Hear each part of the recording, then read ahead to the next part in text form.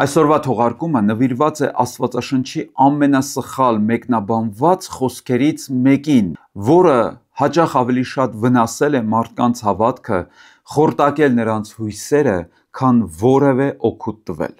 Ընդհանրապես աստվածաշնչյան տեքստերի սխալ մեկնաբանությունը կործանարար ազդեցություն կարող է ունենալ հավատացյալի կյանքում։ Նման սխալ մեկնաբանությունները արդեն պատմության ընթացքում կործանարար ազդեցություն են ունեցել ազգերի պատմության մեջ և միլիոնավոր հավատացյալների կյանքում։ Հետևաբար մենք պետք է շատ աչալուրջ, ուշադիր և զգույշ լինենք Աստծո խոսքի մեկնաբանության հարցում։ Աղանդապետերը, սուտ մարգարեները և սուտ վարդապետները հենց այս հնարքն են գործածել։ Եվ պարտադիր չէ, որ բոլոր քարոզիչները նենգաբար սխալ մեկնաբանեն Աստծո խոսքը, երբեմն այն գալիս է տգիտությունից, երբեմն այն բխում է անձնական նախապաշարումներից և սխալ ավանդույթներից։ Ամեն դեպքում, եկեք այսօր ուսումնասիրենք մի խոսք, որ թերևս ամենաշատ սխալ մեկնաբանված խոսքերից մեկն է եղել և մնում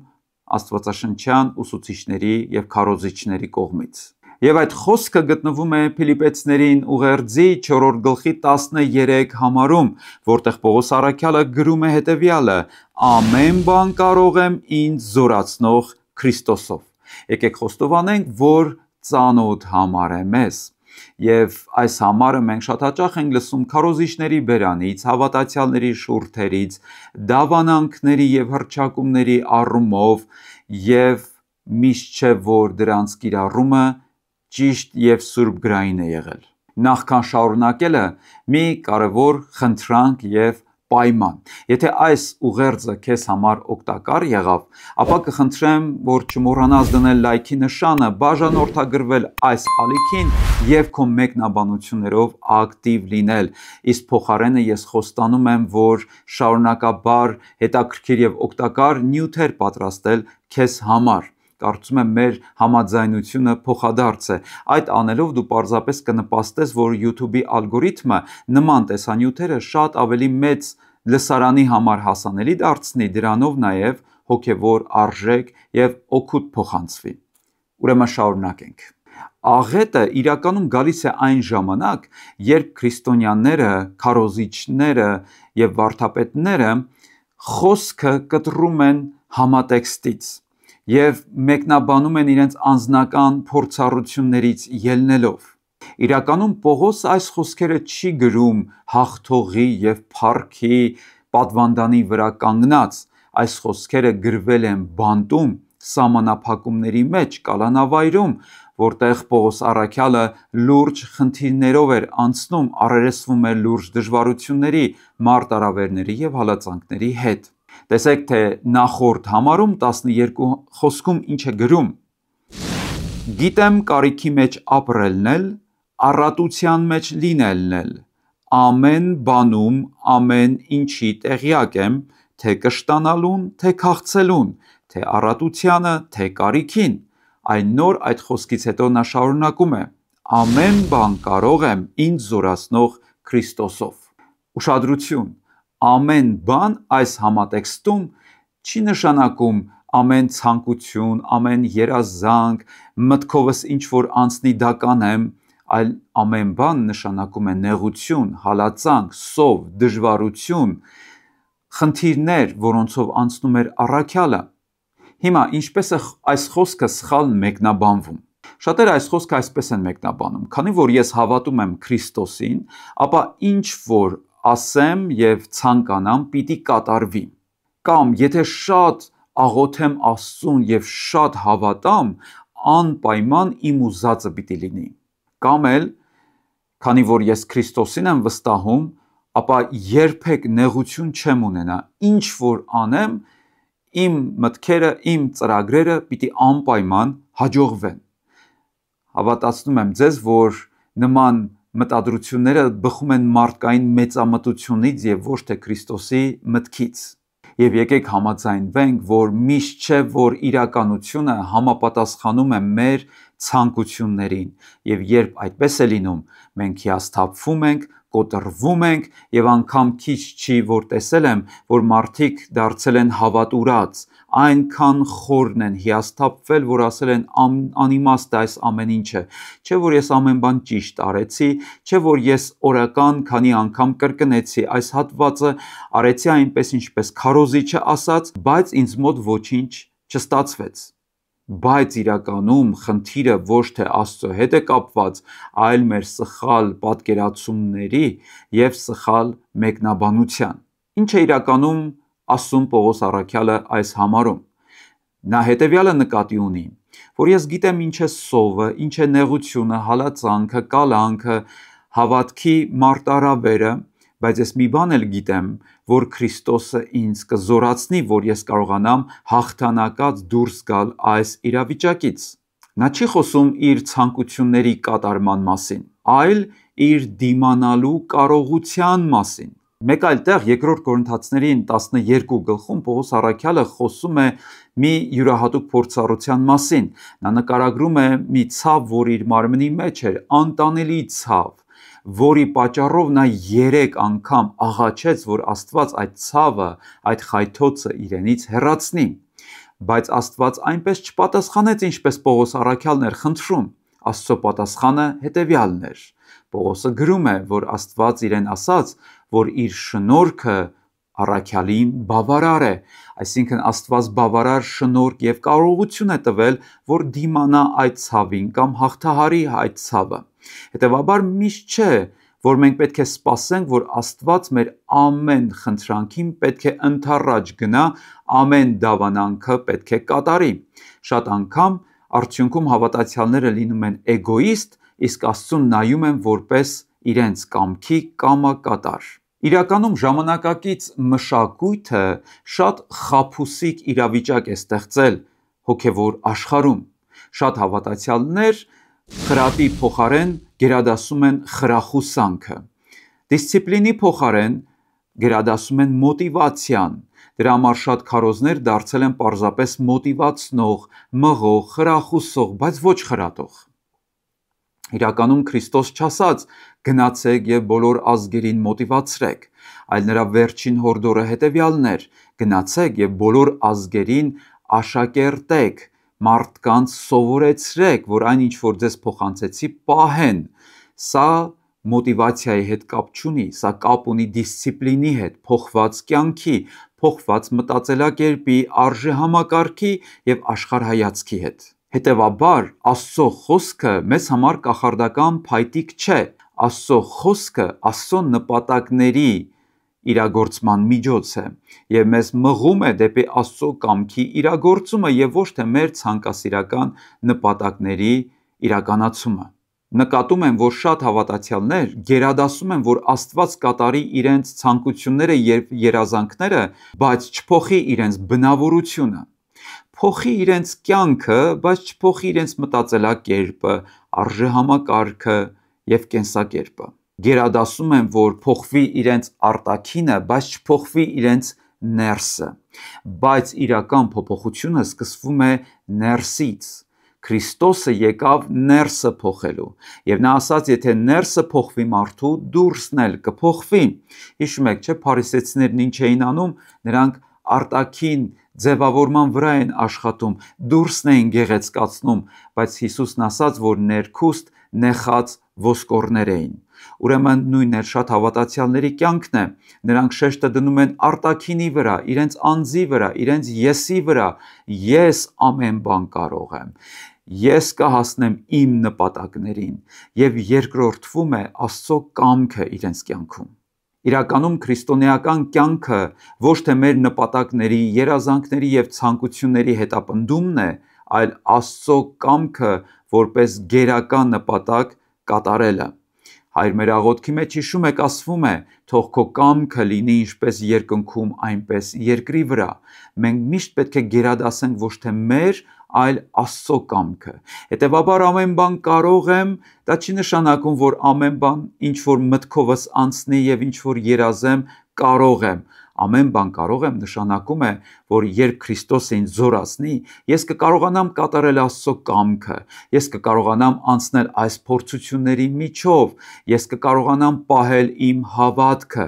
Երբ Քրիստոսը ինձ զորացնի, ես կկարողանամ իրագործել այն, ինչ Աստված իմ առջև դրել է։ Ավետարանը մեզ սովորեցնում է հավատարմություն նույնիսկ անհաջողությունների մեջ, եւ նա մեզ չի երաշխավորում 100% հաջողակ կյանք։ Տեր Հիսուսը ազնիվ գտնվեց ասելով, որ իր հետևորդները նեղություններ կունենան այս աշխարհում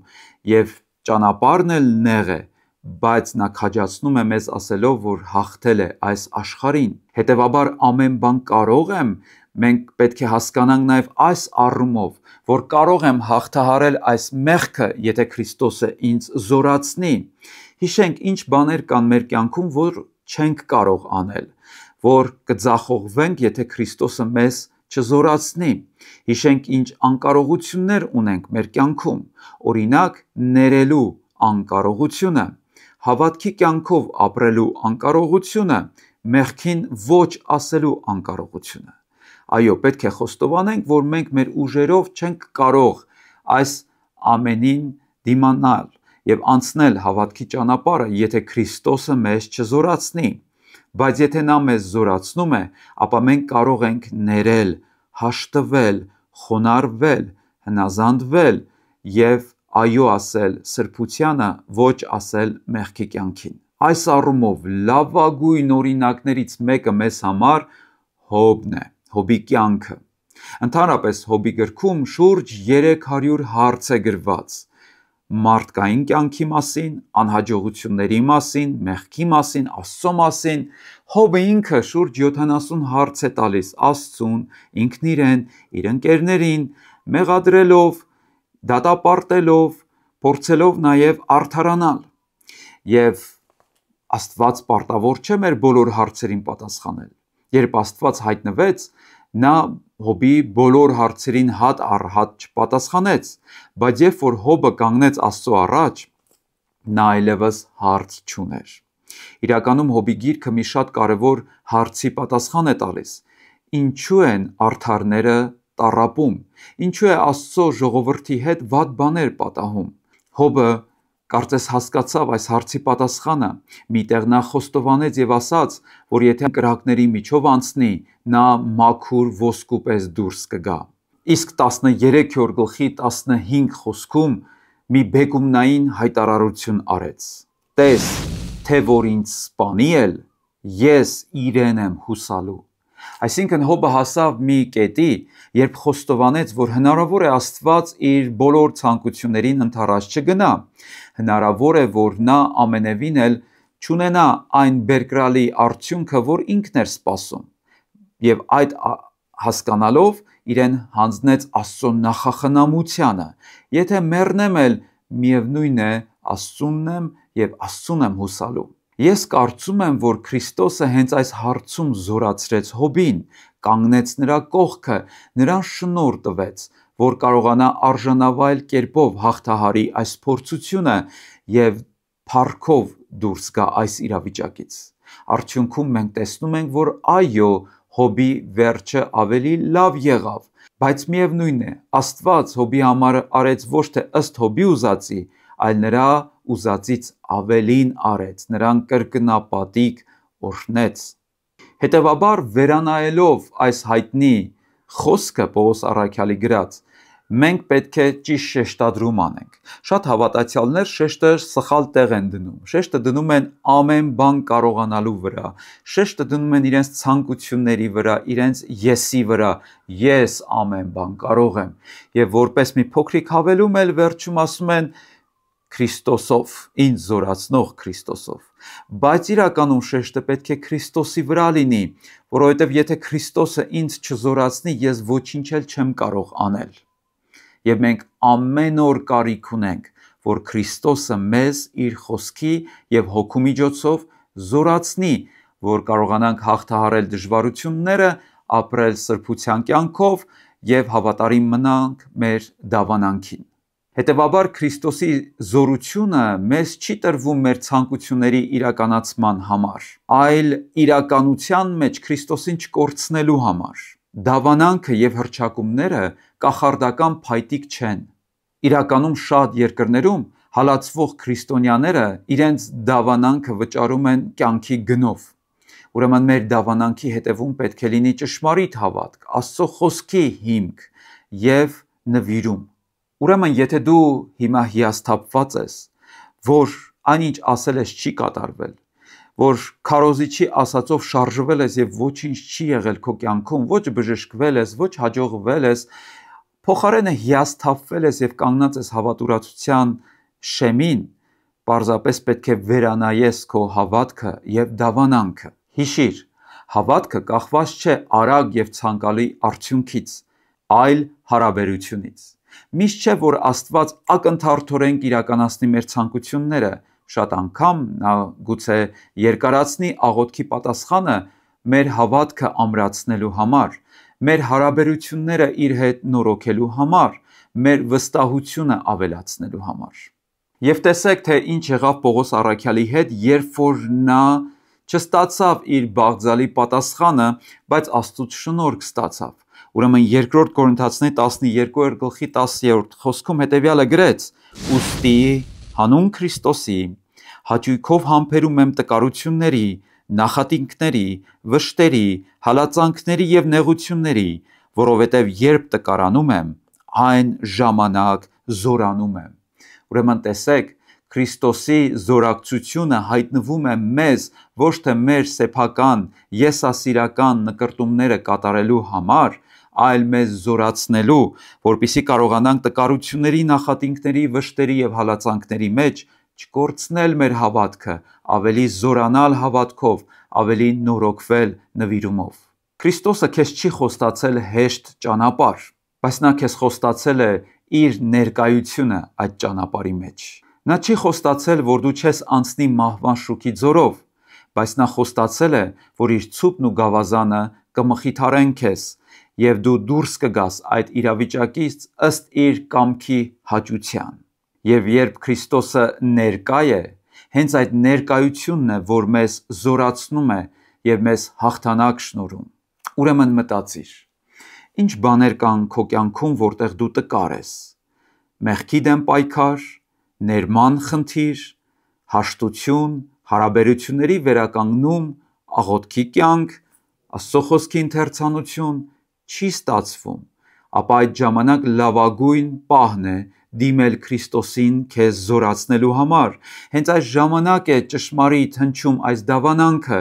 ամեն բան կարող եմ ինձ զորացնող Քրիստոսով, քանի որ Քրիստոսն ինձ զորացնում է, ես կներեմ, քանի որ Քրիստոսն ինձ զորացնում է, ես կհարատևեմ աղոթքի մեջ, ընթերցանության մեջ, հավատքի եւ սրբության կյանքի մեջ։ Դա չի ենթադրում, որ իմ բոլոր ցանկությունները պետք է իրագործվեն, որ իմ մարմնական հաճույքները պետք է կատարվեն։ Դա նշանակում է, որ ես պետք է ապրեմ Աստծո կամքի համաձայն, եւ այո, Քրիստոսը մեզ կզորացնի, որպեսզի մենք ապրենք Աստծո կամքին համապատասխան։